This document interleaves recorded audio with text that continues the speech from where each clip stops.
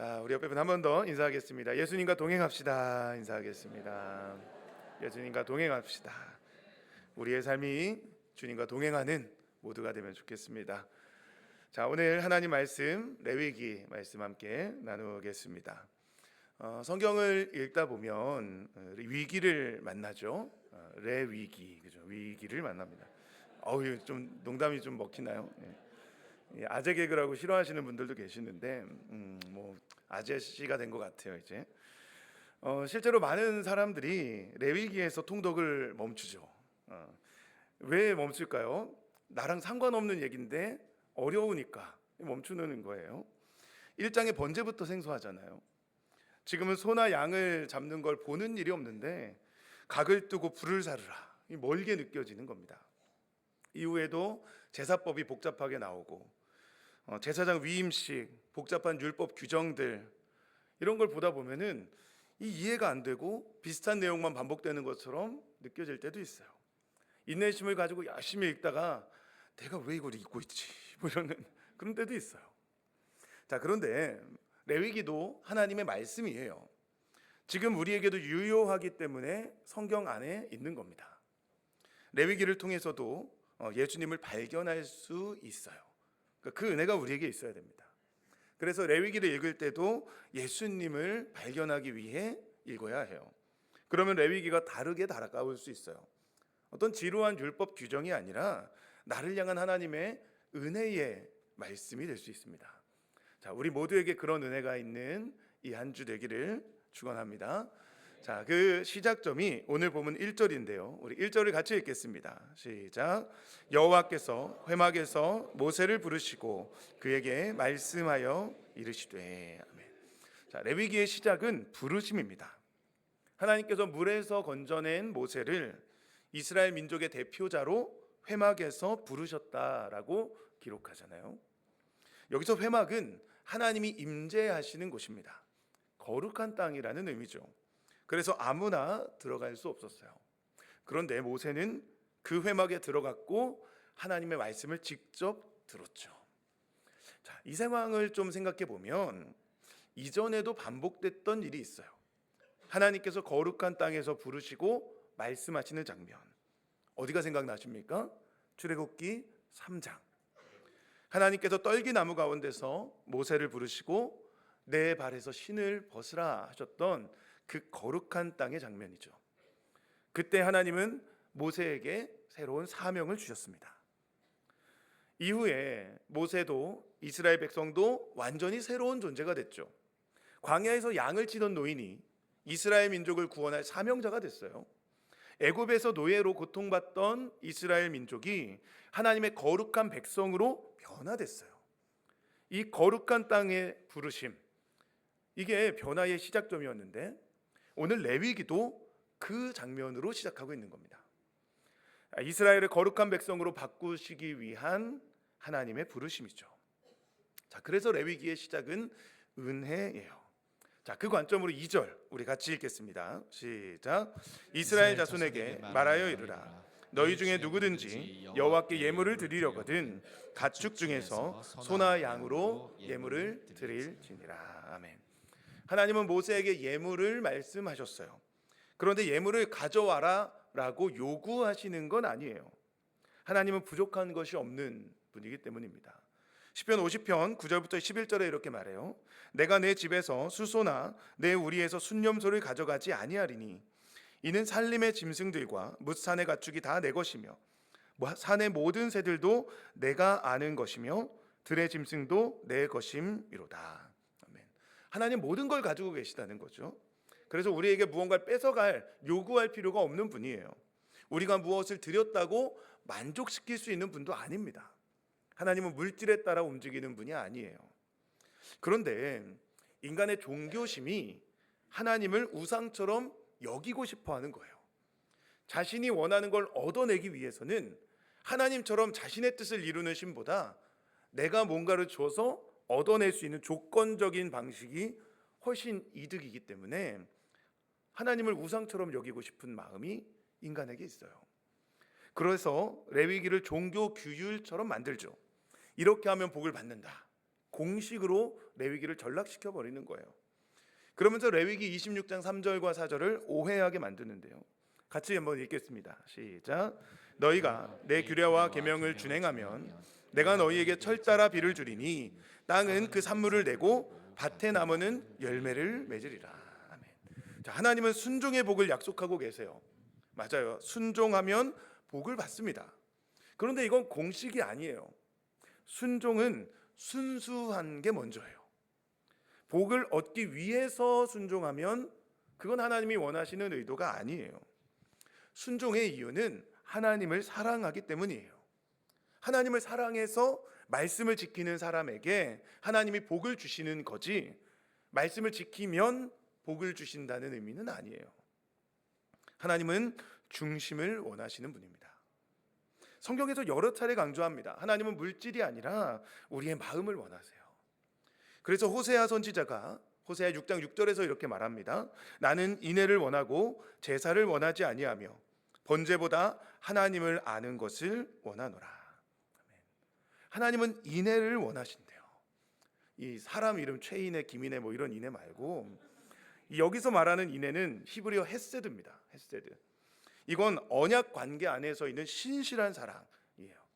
한 번에 깜짝하는 반짝하는 감정적인 사랑이 아니라 오랫동안 관계를 통해 맺어지는 그런 사랑을 의미하죠. 그래서 하나님은 하나님을 아는 것을 원한다라고 후반부에 얘기하시는 거예요. 하나님의 말씀을 읽어가며 하나님이 누구신지 알아가는 그 사랑의 관계, 그게 제사나 번제보다 하나님이 원하시는 거라고 말하는 거죠. 자, 그런 관계가 되도록 레위기를 주신 거예요. 의무적으로 지켜야 하는 율법이 아니라 하나님의 백성이 되기 위한 은혜를, 방법을 우리에게 알려주신 거예요. 거기에 기꺼이 순종하라는 거죠. 자, 이 관점으로 보면 2절이 기회가 돼요. 자, 우리 2절을 한 번 더 읽어보겠습니다. 자, 시작. 이스라엘 자손에게 말하여 이르라. 너희 중에 누구든지 여호와께 예물을 드리려거든 가축 중에서 소나 양으로 예물을 드리지니라. 아멘. 자, 하나님은 예물을 가져와라 요구하는 게 아니라 예물을 드릴 수 있는 상황을 허용하시는 거예요. 왜요? 그 예물을 통해 하나님과 죄인의 관계를 회복하기를 원하시기 때문이죠. 여기에 레위기에 아주 중요한 전제가 있어요. 인간이 죄인이라는 거예요. 하나님과 본래 화목할 수 없는 상태였어요. 그런데 하나님께서 손을 내밀어 주신 거예요. 누구든지 예물을 가져올 수 있다. 이전에는 불가능했는데 하나님이 허용하겠다. 내가 너희와 관계를 회복하겠다라고 말씀하시는 거죠. 죄인에게 내민 하나님의 손길. 그래서 2절에는 복음이 담겨 있는 거예요. 누구든지 예물을 드릴 수 있는 기회를 주시는 하나님. 하나님은 다시 화평을 누리기를 원하시는 분이에요. 그런데 그냥 회복되는 건 아니에요. 예물을 통해 인간이 죄의 대가를 치러야 한다고 말씀하셨어요. 자, 이건 하나님이 예물을 죄를 용서해 주는 대가로 받는다 이런 의미가 아니라고 했습니다. 도리어 여기서 예물을 가져올 수 있게 하신 건 인간을 위한 명령이에요. 인간이 죄의 대가를 치르지 않으면 죄를 가볍게 여기기 때문입니다. 그러면 또다시 쉽게 죄를 짓죠. 그러면 용서의 의미가 사라지는 거예요. 용서의 목적은 회심이기 때문에 이런 대가를 치르지 않으면 용서를 가볍게 여기고 죄를 반복해요. 그러면 용서가 오히려 독이 될 수 있습니다. 그래서 죄의 대가를 치르게 하신 거예요. 흠없는 제물을 직접 드리게 하는 거죠. 자, 그 시작점이 3절인데요. 우리 3절 같이 읽겠습니다. 시작. 그 예물이 소의 번제이면 흠없는 수컷으로 회막문에서 여호와 앞에 기쁘게 받으시도록 드릴지니라. 아멘. 하나님은 제사의 예물로 흠없는 수컷을 지정하셨어요. 양이나 염소의 번제를 드릴 때도 마찬가지였습니다. 상태가 좋은 제물, 그래서 가치가 있는 제물로 각자 자기의 죄를 대가를 치러야 된다라고 말씀하신 거죠. 이건 물질적인 손해를 의미했어요. 흠없는 수컷은 건강하다는 의미고, 그러면 당연히 일도 잘하고 새끼도 잘 낳는 건데 죄의 대가로 그 양을 그 소를 손해 봐야 한다. 그게 죄의 대가라고 말씀하시는 거죠. 그리고 여기에는 인간의 정성에 대한 요구도 담겨 있어요. 흠없는 수컷을 제물로 드리려면 회막문까지 오는 길에 다치거나 어떤 문제가 생기지 않도록 주의하면서 데려와야 됐기 때문입니다. 그래서 이 흠없는 수컷이라는 표현에는 인간의 마음에 대한 요구가 있습니다. 하나님께서 지정하신 흠없는 수컷을 고르는 가치 있는 제물을 드리는 마음, 그리고 주의하며 그 제물을 데려오는 그 과정까지를 하나님 요구하시는 거예요. 그런데 그게 끝이 아니라 하나님은 예물을 드리는 절차도 지정하셨어요. 제사장에게 이 제물을 갖다 주면 끝나는 게 아니었다는 게 중요해요. 보면 4절부터 6절 말씀을 우리 함께 읽겠습니다. 시작. 그는 번제물의 머리에 안수할지니 그를 위하여 기쁘게 받으심이 되어 그를 위하여 속죄가 될 것이라. 그는 여호와 앞에서 그 수송아지를 잡을 것이요 아론의 자손 제사장들은 그 피를 가져다가 회막 문 앞 제단 사방에 뿌릴 것이며 그는 또 그 번제물의 가죽을 벗기고 각을 뜰 것이요. 아멘. 여기서 그는이라고 돼 있는 게 이 예물을 드리는 사람이에요. 그런데 제사 과정에 계속 등장하죠. 그는 뒤에 있는 문장들을 보세요. 제물의 머리에 안수하고 제물을 직접 잡고 가죽을 벗기고 각을 떠야 됐어요. 그러면 그때 제사장은 제물에 피를 뿌리고 각을 떠놓은 제물을 정해진 절차대로 처리했지만 모든 것을 제사장이 다 해준 건 대신해 준 건 아니에요. 죄는 누구도 대신 씻어줄 수가 없기 때문이에요. 그래서 하나님은 직접 제물을 잡게 하셨죠. 시작점이 안수였어요. 이건 매우 특별한 행동이었는데 안수를 통해 자신의 죄를 동물에게 넘겨주는, 전가하는 게 안수였습니다. 그러면 제물은 안수한 사람의 죄를 대신 짊어지고 죽임을 당하는 거예요. 이때 안수한 사람이 직접 제물을 죽여야 했습니다. 자기 죄를 씻기 위해 죄 없는 제물의 생명을 자기가 뺏는 거예요. 그리고 가죽의 그 제물의 가죽을 직접 벗겼고 각을 뜨는 것, 각 부위별로 해체하는 것도 직접 했어요. 자, 이 과정을 한번 상상해 보세요. 아무리 동물이라고 하더라도 원래 죽지 않아도 될 동물이 내 죄 때문에 죽는다면 어떤 마음이었을까요? 그럼 동물을 잡아본 적 있으십니까? 잡아놓은 생선도 손질을 못하는 건 아니십니까? 이전에 제가 닭을 잡아봤던 경험이 있어요. 그런데 목을 이렇게 잡으라고 그래서 목을 잡았는데 두 손으로 잡고 비틀어야 된다는 거예요.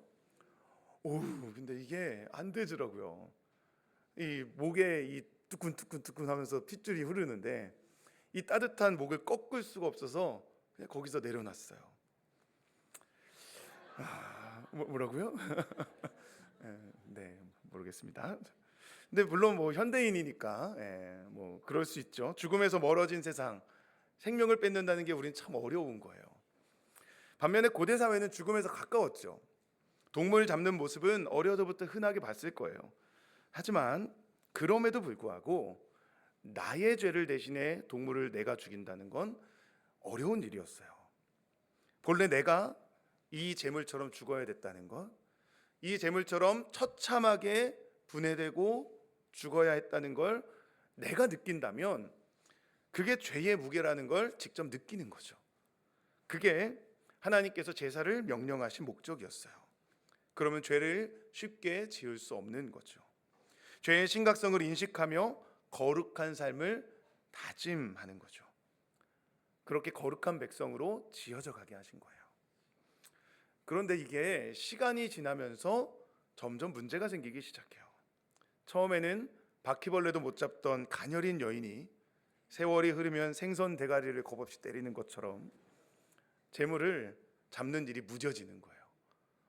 뭐 원래 이렇게 했는데 뭐 원래 동물은 이렇게 죽는 거야라고 생각하는 거죠. 그러다 보면 제사가 형식화돼요. 재물이 나를 대신해 죽는 게 별 감흥이 없어져요. 그러다가 변질이 일어나는 거죠. 우리가 드리는 예배도 그럴 수 있어요. 처음에는 구원의 감격이 있고 예배가 기쁘고 좋았는데 반복하다 보니까 무덤덤해지는, 그렇게 변질될 때 오랜 시간이 흘렀어요.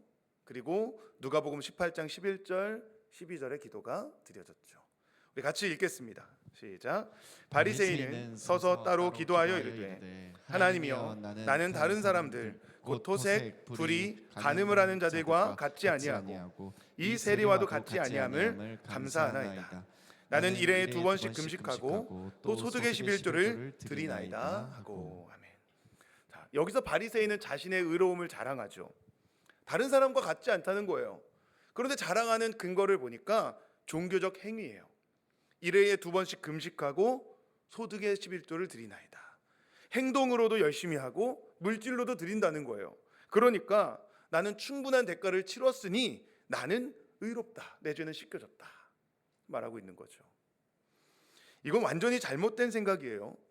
죄는 오직 하나님께서만 씻어주실 수 있기 때문이에요. 아무리 종교 행위를 열심히 해도 인간은 스스로의 죄를 씻을 수 없는 거죠. 그래서 하나님이 제사를 허락하신 거예요. 그런데 어느새 그 제사에 하나님이 사라지기 시작한 거죠. 그러다 보니까 이 제사라는 것이 인간이 죄를 씻는 방법으로 전락해 버려요.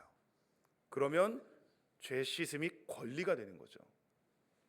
자신이 열심히 제사를 드려서 흠없는 제물을 바쳐서 죄가 없어졌다고 생각하는 거예요. 그러면 제사를 아무리 드려도 감사하지 않아요. 도리어 교만해지죠. 그럼 그게 아니에요. 제사는 인간이 죄를 씻는 방법이 아니라 하나님께서 인간의 죄를 씻기 위해 베풀어 주신 은혜예요. 이 둘이 비슷해 보일 수 있지만 전혀 다른 말이에요. 행위의 주체가 다르잖아요. 그래서 결과도 달라요. 내가 죄를 씻는다고 생각하면 인간은 교만해져요. 하지만 하나님께서 씻어주셨다 생각하면 인간은 겸손해지죠. 그리고 겸손해질 때 죄 사함의 감격을 느낄 수 있어요.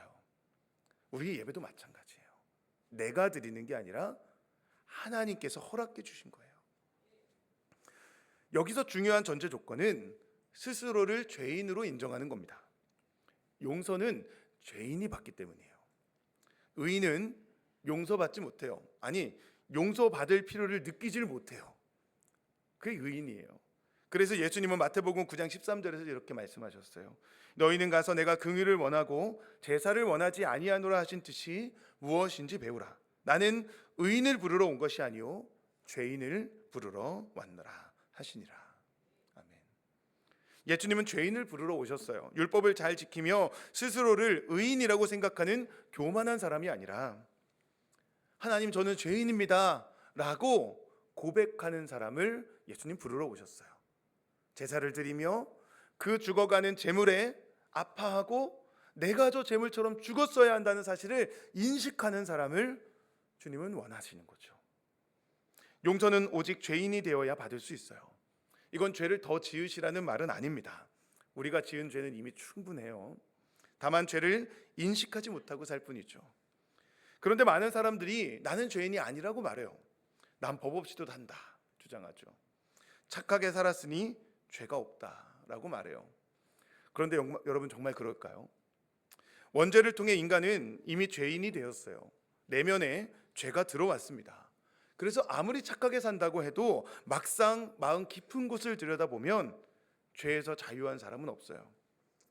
여러분 한번 생각해 보세요. 누군가 여러분의 24시간을 다 지켜보고 있다면 자유하십니까? 누군가 여러분의 스마트폰 검색 기록을 확인할 수 있다면, 내 안에 깊은 곳에 있는 욕망을 다 안다면 정말 죄가 없다고 말할 수 있습니까? 예수님은 여자를 보고 음욕을 품으면 간음이라고 하셨어요. 친구에게 욕하면 살인이라고 하셨습니다. 그게 하나님이 정하신 최소 기준이에요. 그런데도 인간이 도달할 수 없어요. 그런데 더 높은 기준까지 제시한다고 생각해 보세요.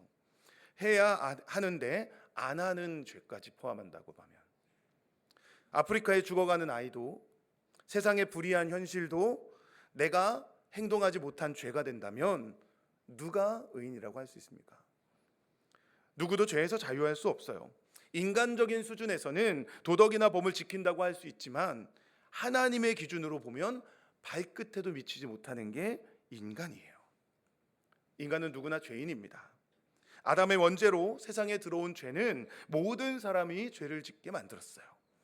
그래서 바울은 로마서 5장 12절에 이렇게 말합니다. 그러므로 한 사람으로 말미암아 죄가 세상에 들어오고 죄로 말미암아 사망이 들어왔나니 이와 같이 모든 사람이 죄를 지었으므로 사망이 모든 사람에게 이르렀느니라. 아멘. 첫 인류 아담의 범죄는 남의 일이 아닙니다. 아담의 범죄로 죄가 세상에 들어왔고 그 죄로 말미암아 사망이 들어왔어요. 그래서 히브리서 9장 27절은 한 번 죽는 것은 사람에게 정해진 것이요 그 외에는 심판이 있는 것이니라고 말합니다. 내가 죄인인지 모르겠다면 죽나 안 죽나 보시면 돼요. 죽으면 다 죄인이에요. 그리고 모든 사람은 다 죽어요. 성경을 믿지 않더라도 누구나 죽는다는 것 동의할 수밖에 없어요. 물론 죽음의 이유는 다양하죠. 노화, 질병, 사고 여러 가지 사람마다 이유가 달라요. 하지만 죽음의 원인은 한 가지예요. 죄의 대가. 로마서 6장 23절 말씀 같이 읽겠습니다. 시작. 죄의 삭은 사망이요 하나님의 은사는 그리스도 예수 안에 있는 영생이니라. 아멘. 죄가 없었다면 인간은 죽지 않았어요. 하나님의 형상대로 창조되어 영원히 살 수 있는 존재였어요. 그런데 원죄로 인해 죽게 되었다는 거죠. 그게 우리의 현실이에요. 의학이 아무리 발달해도 불로장생의 꿈이 실현될 수 없는 이유는 죄의 삭시 죽음이기 때문이에요. 죽음은 오직 그 죽음으로만 해결할 수 있어요. 그런데 죄의 삭은 사망이에요. 죽음으로만 씻을 수 있어요. 그런데 문제는 죽으면 끝이라는 거죠. 게다가 믿지 않고 죽으면 지옥에 가요. 그러니 죽기 전에 죄를 해결해야 하는데 그 해결을 위해 제물의 피를 흘리게 된 거예요. 그런데 여기에도 문제가 있어요. 인간은 동물과 비교할 수 없는 존재라는 게 문제예요. 수천 마리 동물을 제물로 드려도 인간의 죄를 씻기에는 부족해요.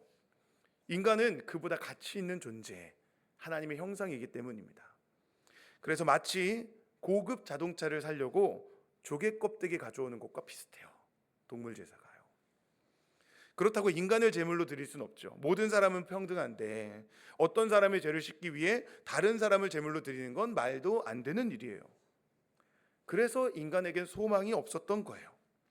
소와 양의 피를 아무리 드리고 또 드려도 히브리서 10장 4절이 말하는 것처럼 그게 인간의 죄를 씻지 못하는 겁니다. 그래서 인간은 끊임없이 제사를 드렸죠. 그런 인간에게 소망이 찾아왔어요. 하나님께서 흠없는 어린 양 예수 그리스도를 보내주셨기 때문이에요. 그 예수님을 보며 세례 요한은 요한복음 1장 29절에서 이렇게 말해요. 보라, 세상 죄를 지고 가는 하나님의 어린 양이로다. 예수님께서 이 땅에 오셔서 흠없는 제물이 되셨기에, 그리고 우리 모두를 위해, 죄인을 위해 죽으셨기에 우리가 살아나게 되었다라고 말하는 거죠. 우리의 죄가 씻김 받았다. 그것도 제물이 처참하게 죽임당했던 것처럼 예수님은 채찍에 맞고 십자가에 못 박혀 처참하게 죽임당하셨죠. 그래서 우리는 구원을 받았어요. 이 땅에서는 죽지만 영원한 생명을 얻고 심판을 이르지 않는 영원한 생명을 얻은 자가 됐다고 성경은 말해요. 그걸 복음이라고 하죠. 복음은 이 레위기에 가득해요. 죄인을 대신해 죽임당하는 동물들은 예수 그리스도의 대속을 미리 보여주는 하나님의 은혜예요. 그리고 수많은 율법 규정들은 그렇게 죄를 시든 받은 자가 어떻게 살아야 하는지를 알려주는 하나님의 나침반과 같아요. 그래서 레위기를 읽으며 우리는 하나님의 은혜를 봐야 합니다. 죄인에게 용서의 길을 열어주시고 거룩하게 살아갈 방향을 제시해 주시는 하나님을 보는 시간이 이 레위기를 읽는 시간이 되어야 돼요.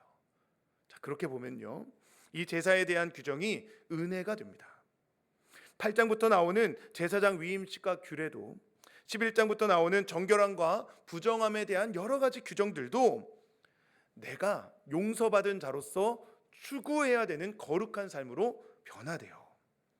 그때 레위기는 거룩을 위한 도전을 주는 책이 돼요.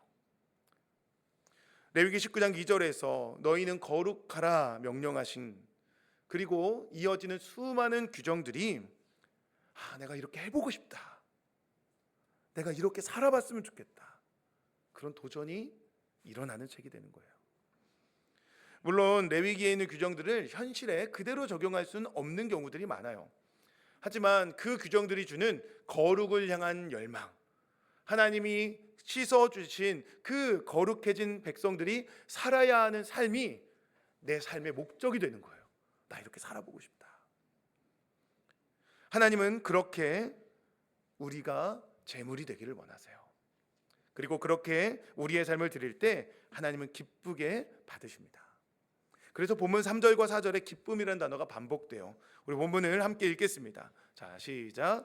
그 예물이 소의 번제이면 흠없는 수컷으로 회막문에서 여호와 앞에 기쁘게 받으시도록 드릴지니라.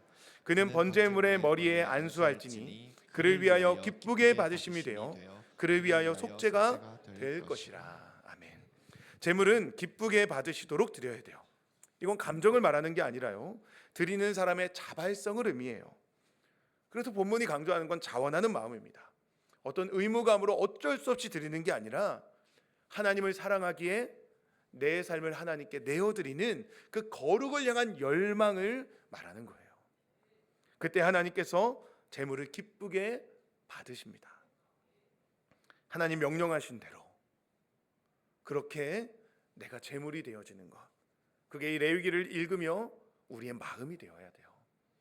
그때 제사장들은 7절부터 9절을 수행하는데요, 제사장 아론의 자손들은 제단 위에 불을 붙이고 불 위에 나무를 버려놓고 이 제물로 사람들이 뜬 그 각과 머리와 기름을 제단 위에 불 위에 있는 나무에 붙여 다 태우는 거예요.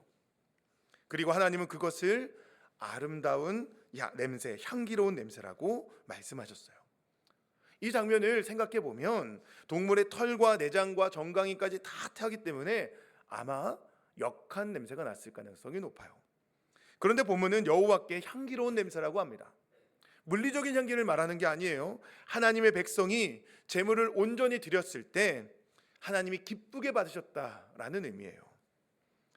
그런데 이 표현이 창세기 8장 20절과 21절에 나와요. 우리 두 구절 함께 읽겠습니다. 시작.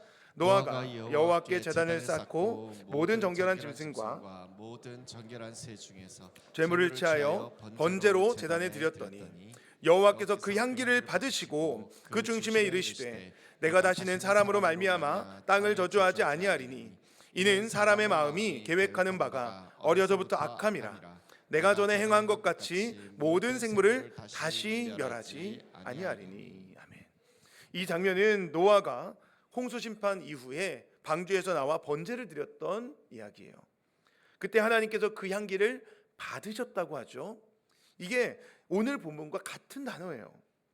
인간의 악함에도 불구하고 다시 인간을 멸하지 않겠다, 하나님 말씀하셨던 그 장면으로 돌아가는 거예요. 이 번제로 이 향기를 통해 인간은 새로운 기회를 받았죠. 하나님의 엄중한 심판이 멈추고 다시 살아갈 기회를 받은 거예요. 그런데 번제를 드릴 때마다 하나님은 이때로 돌아가시는 거예요. 그리고 인간은 죄인이지만 내가 그들을 다시 멸하지 않겠다, 심판하지 않겠다, 그렇게 선언하시는 거죠. 자, 이 번제의 은혜, 이 향기로운 제물이 드려지는 이 향기로운 냄새의 은혜가 지금 우리에게도 여전히 있어요. 독생자 예수 그리스도께서 향기로운 제물과 희생 제물로 자신을 드리셨기 때문이에요. 그게 에베소 5장 1절과 2절입니다. 그러므로 사랑을 받는 자녀같이 너희는 하나님을 본받는 자가 되고 그리스도께서 너희를 사랑하신 것 같이 너희도 사랑 가운데서 행하라. 그는 우리를 위하여 자신을 버리사 향기로운 제물과 희생 제물로 하나님께 드리셨느니라. 아멘. 예수님은 향기로운 제물이 되셨어요. 그래서 구약에 있는 번제를 우리가 드리지 않더라도 예수 그리스도를 통해 하나님께서 우리에게 다시 살아갈 기회를 허락하시는 거예요. 예수께서 향기로운 제물이 되어 우리의 모든 죄를 용서해 주시는 거죠. 그래서 우리는 오늘 우리의 삶을 제물로 드릴 수 있어요. 향기로운 제물 같은 삶. 하나님을 기쁘시게 하는, 하나님이 기쁘시게 받으시는 그런 제물로 우리를 드릴 수 있어요. 바울은 이런 삶을 병사에 비유했어요. 디모데후서 2장 4절에 이렇게 말합니다. 병사로 복무하는 자는 자기 생활에 얽매이는 자가 하나도 없나니 이는 병사로 보집한 자를 기쁘게 하려 함이라. 아멘. 병사는 모집한 자를 기쁘게 해요. 이건 모집한 자의 뜻을 가장 우선순위에 두고 자기 생활을 내어놓는다는 의미예요. 그때 그 주인이 기뻐하시는 거예요. 자, 그렇다면 여러분의 삶은 어떠십니까? 하나님이 기뻐하시는 삶입니까? 아니면 하나님이 슬퍼하시는 삶입니까? 내 삶이 나의 생활에 얽매여 있습니까? 아니면 하나님의 뜻 안에 내 삶이 변화되고 있습니까? 레위기를 읽으며 우리에게 이 삶이 변화되는 역사가 있기를 축원합니다. 하나님이 기뻐하시는 제물로 내 삶을 내어드릴 마음이 우리에게 일어났으면 좋겠어요. 그 시작이 성경 읽는 습관으로 내 생활을 채우는 거예요. 자기 생활에 얽매이지 말고 하나님 앞에 멈추어서는 삶의 습관, 그게 하나님을 기쁘시게 하는 제물이 되는 삶입니다. 여기서 다른 삶의 변화도 일어나요. 예배하는 것, 기도하는 시간을 정하는 것, 그 여러 가지 삶의 거룩을 위한 습관들, 그 습관들을 하나씩 만들어가는 것, 내 생활에 얽매이지 않고 예수 그리스도의 군사가 되어 나의 삶을 하나님의 삶으로, 하나님을 위한 삶으로 내어드릴 수 있는 것, 그게 제물로 드려지는 삶이에요. 하나님은 그렇게 우리가 하나님의 병사가 될 때 치열한 세상에서 승리하는 은혜를 주세요. 그 하나님의 백성으로 살아가는 것이 이 레위기를 우리에게 주신 목적입니다. 사랑하는 우리 양문의 성도 여러분, 하나님을 위한 거룩한 백성으로 우리의 삶을 드릴 수 있기를 축원합니다. 이전에 있던 습관들, 이 레위기 이 한 주를 지나가며 조금씩 바꾸실 수 있기를 축원해요. 거룩한 삶을 살아갈 수 있도록 내 삶의 습관들을 하나님께 내어드릴 수 있는, 바꾸어 드릴 수 있는 그런 은혜가 있기를 축원합니다. 조금 일찍 일어나 기도하는 사람, 잠자기 전 하나님 앞에 하루를 감사할 수 있는 삶, 말씀을 읽는 시간을 떼어놓을 수 있는 사람, 어떤 상황이 발생했을 때 감사를 찾고 기도할 수 있는 그런 사람이 되는 것, 이전과 다른 거룩한 백성이 되기 위한 하나님 주신 지침을 읽고 묵상하고 실천해 갈 수 있는 그런 우리가 될 수 있기를 축원합니다. 그때 하나님이 우리를 기뻐하세요. 그러면 우리 삶에도 기쁨이 넘쳐나요. 하나님께서 지휘하시는 군대는 반드시 승리하기에 그 승리를 우리가 살아가는 삶에서 경험할 수 있습니다. 그 삶의 변화가 일어나는 우리 모두가 되기를 예수님의 이름으로 축원합니다. 이제 우리 말씀 마치고 기도하겠습니다. 여러분, 하나님은 거룩을 명령하세요. 그러면서 이렇게 말씀하시죠. 내가 거룩하니 너희도 거룩하라. 거룩의 기준점이 누구예요? 하나님이세요. 이게 부담일 수 있어요. 하지만 도전이었으면 좋겠어요. 하나님처럼 내가 거룩하게 살기 원합니다. 이 죄 많은 세상 속에 하나님, 나는 주님을 닮은 거룩한 사람 되기 원합니다. 우리 그렇게 기도할 수 있었으면 좋겠어요. 에이, 뭐 다 그렇게 사는 거지, 뭐 원래 나 이렇게 살았어, 난 안 되나 봐, 그런 인생이 아니라 하나님 앞에 거룩을 위해 나의 생활에 얽매이지 않는, 이전의 것은 다 내려버리고 거룩을 위한 삶으로 내 삶이 변화될 수 있는 그런 은혜가 있길 원합니다. 예수님께서 향기로운 제물이 되셨던 것처럼 우리도 향기로운 제물이 되어 하나님 기뻐하시는 그런 삶이 될 수 있기를 우리 기도했으면 좋겠습니다. 이 시간 우리 기도하겠습니다. 하나님이 기뻐하시는 삶 살길 원합니다. 죄를 멀리하게 하시고 의를 추구하는 내가 되게 해주시옵소서. 내가 거룩하니 너희도 거룩하라는 명령이 아멘이 되는 인생 되게 하여 주시옵소서. 잘못된 습관들, 내 안의 게으름들, 내 안의 안일함들 내려놓고 하나님을 향한 거룩한 백성으로 지어져 가게 하여 주시옵소서. 함께 주님의 이름 부르고 기도하겠습니다.